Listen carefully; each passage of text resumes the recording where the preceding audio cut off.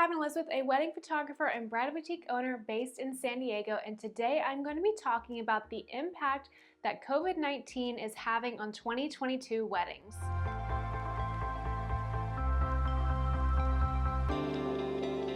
COVID-19 is definitely still having a big impact on 2022 weddings, and I'm going to be talking about all of the ways that is happening for this year. So the first big thing is that there are still couples from 2020 trying to get married in 2022. So we are still seeing basically almost double the weddings in 2022. This is the biggest surge of weddings that we are seeing historically in a really long time. And so what that means is that many dates are hard to come by. So you are seeing a huge demand for your dream vendors and your dream venues. And so a lot of your A-team vendors and venues are really hard to book. So you might be finding a lot of competition for the people and the places that you are wanting to get into. So as a result, a lot of couples are actually booking weekday weddings, so non-Saturday and non-Sunday weddings, in order to actually get the places and the people that they want to book for their weddings. I've got a Tuesday wedding this year, and I'm actually super excited about it because it's just something different. So you might find that you actually have to go to a non-weekend wedding if you're wanting to get married this year and have all of the vendors that you want for your wedding. So if you are running into a situation where you're trying to book a Saturday but you can't get your venue, or maybe you can get your venue but you can't get the photographer that you really have been dreaming about for like a year or a year and a half, then maybe consider like a Tuesday, Wednesday wedding, and you might actually save some money on your venue. Sometimes they have lower food and beverage minimums. They might not cost less, but they might have lower minimums. So you might actually save a little bit of money on your wedding by doing a weekday wedding. Another thing that COVID is impacting is that vendors are having a really hard time staffing their events. So people are bringing on their husbands and their children to help staff their events. It is really hard because a lot of vendors will have like subcontractors for their weddings. So some vendors actually have permanent staff members, so permanent associates. So planners will have a team of dedicated people who are always under their branch, but a lot of people will staff their events with people who they just hire on for that specific event and are not a permanent part of their team. So this is really common with people like photographers having second photographers. So I don't have a permanent person on my team. I have my go-to people that I like to choose, and so I will typically reach out to my favorite second photographer and ask her, are you available for this date? And if she is, great, I love having her on board. And if she's not, then I will reach out to my other people and see if they're on board. But if they're not, then I have to go find other people who I don't normally use for my weddings, which isn't a problem, but it's just not my ideal scenario. So that is happening a lot for 2022 because my go-to or other vendors' go-tos are already booked with their own weddings, or somebody else got to them first. So we are having a really hard time staffing this year. So people are resorting to getting their family members on board, maybe their moms, their dads, their husbands, their wives, their children. So it is really hard staffing this year.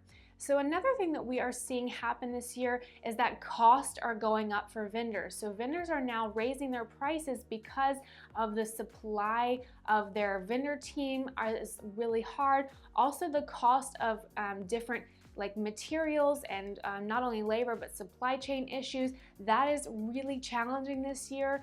Every cost is going up. I'm seeing it at my boutique. All of our vendors are raising their prices. So of course, unfortunately, as much as we don't want to, we have to raise our prices too because our costs are going up. So we obviously have to raise our prices in order to keep up. So that's something that's going up. So sometimes planners have to raise their prices because they have to take on more responsibilities, like adding more staffing in order to keep up with something like doing COVID testing. Their responsibilities are increasing for events, having to take on more things like doing the COVID testing like I mentioned, or just having more responsibilities in general from dealing with logistical issues, because of the COVID things that are going on. So there's lots of things that are increasing because of supply and demand issues.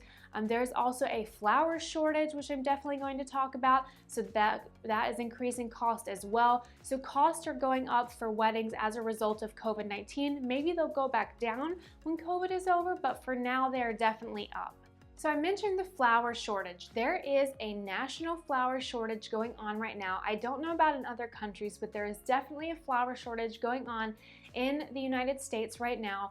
And this is because during the beginning of COVID, a lot of flower farms had labor shortages. And so because of that, less flowers were being planted and less flowers were able to be harvested. So many of them died. And so now, as a result of that, there is a flower shortage. So what that means is when you have less flowers available, the costs are going to go up. So because of that, that seeps down to the florists. They are now having to charge more because they are being given higher costs to buy that product. So of course, they have to pass along the cost to their clients. They can't eat that cost themselves. They have to pass it along. So you are now seeing higher costs for flowers. So you might be in a situation where you don't get as many flowers for your budget. You don't get as much bang for your buck. So that is something that is happening now with the flower shortage. Now, will it sort itself out eventually? Yes, I definitely think so, but it might take a little while. So you're going to see that happening at least for 2022. Hopefully for 2023, it will go away. Another thing that I'm seeing for COVID is that we are now experiencing, not everywhere in the country, that's for sure, but at least in California and some other more COVID conscious places, COVID testing for events, or maybe showing proof of vaccination for events, COVID testing prior to or on the day of the wedding. I just had a wedding where they were doing rapid COVID testing prior to entering the ceremony, and we did have one close family member test positive for COVID, and that family member was not allowed to attend the event because obviously we don't want them spreading COVID to any of the guests or vendors there at the event. So definitely a wise thing to do if you are able to do that. Obviously, it works a little bit easier when you have less guests, but it is a wise thing to do because you definitely don't want your wedding to be a super spreader event by any means. So that is something that I have seen at a fair number of weddings. I've seen it on some invitations. We request that all guests be vaccinated for the event, something like that. So you can do this if you want to make sure that your wedding is more responsible. So that is one thing that I have seen for 2022 weddings. The last thing that I've noticed for 2022 weddings as a result of COVID, and I did definitely see this for prior years with COVID as well, is that many couples are choosing to elope and have a really small ceremony, whether it's just the two of them or maybe up to 20 people, something like that, maybe even 50 people like a wedding I just had, where they are having a smaller, more intimate wedding, and then they are planning to have a larger ceremony and wedding once COVID is over, or once COVID is not at all a big deal anymore, and it's such a small thing that it's not a concern in the public sphere anymore. So that is something that you can choose to do. Have something small now so that you can just get yourself married, have a little bit of a celebration that's more on the safer, conservative side now, and then have a larger, bigger party once COVID is over, or at least not a remotely big concern anymore. So you can definitely do that, make it a more fun thing once you're not worried about COVID anymore. So I am definitely seeing a lot of that. I had several couples get married at the courthouse, and then they decided to have a larger event later on. So I'm seeing a ton of that happening in 2022. There are definitely still a lot of big weddings happening this year, but for people who want to be more on the conservative side with COVID, they are having smaller events now and then planning to have larger events in 2023 or even in 2024. So I hope that this video was informative for you guys. You get to see a little bit of what the impact of COVID is having on weddings right now. And then if you guys make sure to subscribe, I post videos every single Tuesday for the most part. This week did not come out on Tuesday because I had some technical difficulties with all the videos I filmed for this entire month and next month. But anyways, hope you guys enjoyed this video, and I will see you guys next week. Bye!